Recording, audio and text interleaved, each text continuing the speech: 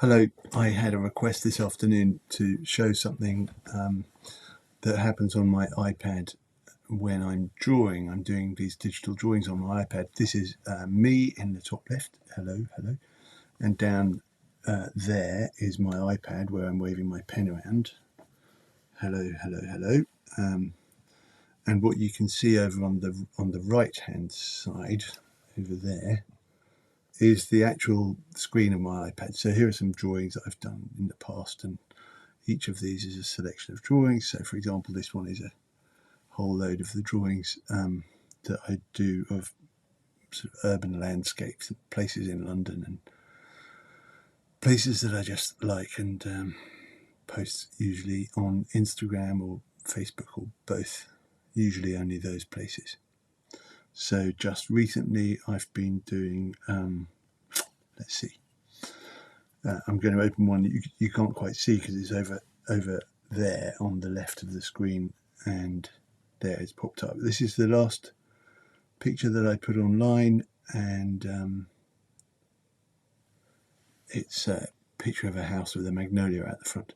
Now there's a thing that I was asked about on a messenger question in Facebook, which is, can I share the process?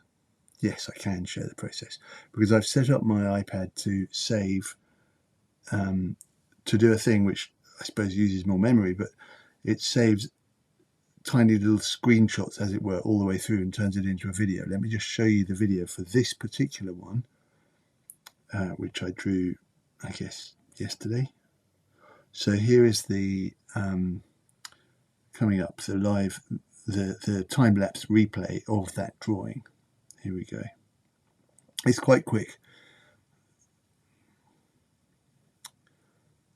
So I started with drawing the underpainting,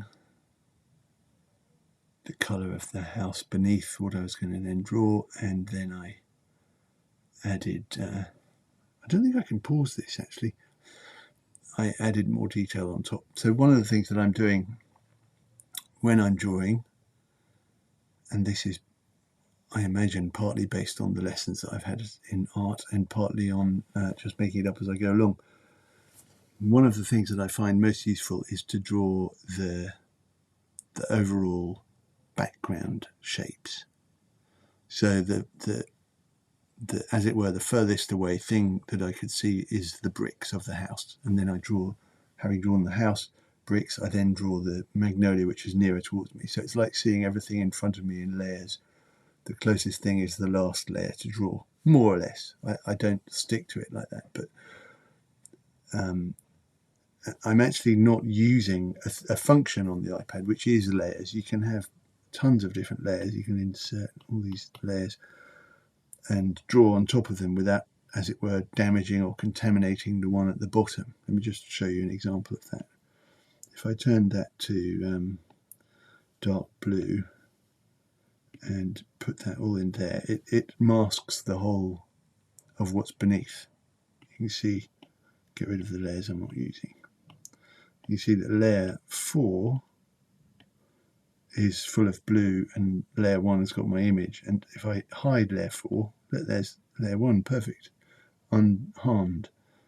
I don't tend to use those layers much because why? Let's think really honestly. Why do I not use them much? Because it feels like it's maybe making it too easy. There's nothing wrong with easy, but it's too safe. There's no great jeopardy in drawing and then being able to just get rid of the whole layer. And it's also very cautious and very slow. So anyway, I'll just show you a little thing that you can do if you do use those layers, and I have done in the past. There's nothing wrong with that. The app I'm using is called Procreate, so I can make the layer less opaque. So it's practically transparent. It's now transparent. Now it's 50%, which means that the picture looks like it's got this overlay of blue. Now that can actually be quite an interesting effect, because now that it's got this overlay of blue, I could take the eraser and I could, let's reclaim the sky, make the sky very bright again, maybe let the magnolia be bright. Obviously the stuff at the top of the house is going to be quite bright. And this tree can be bright. So there's a sort of rather pleasant effect to be had from using this layer function.